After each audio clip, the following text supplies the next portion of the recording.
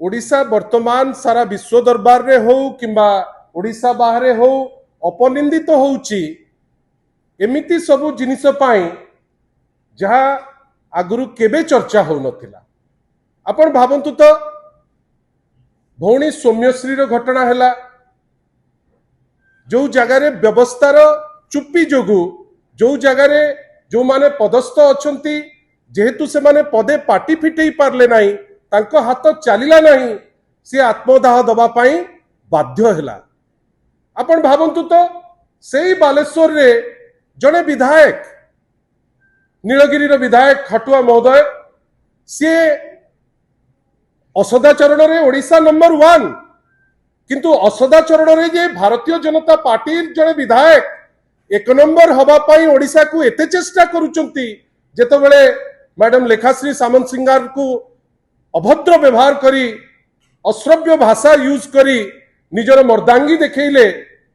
आज पर्यंत ता धीरे मध्य से गिरफ हेलेनी एंटायर प्रोसेस रे चुप। आपण खाली थरे देखंतु गोटे पटे सौम्यश्री घटना रे आज पर्यंत पादे आगे पारले नाही अन्य पटे श्री खाटुआ को घटना रे एपर्यंत फ्री हेकरी बुलुचंती। आपण भाबंतु तो या भितरे जेतबेले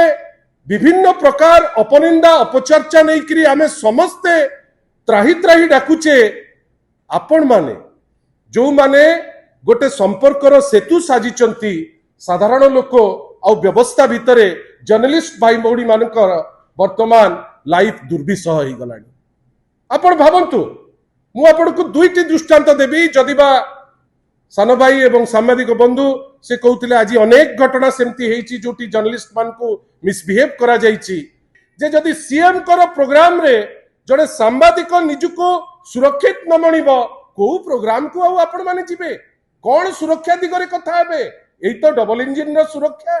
एई सुरक्षता आपण माने समस्ते भाबिथिले जे से माने नै आसीबो बीजेपी सरकार एई सुरक्षा को नै करी तो हम माने आगु को जिबा।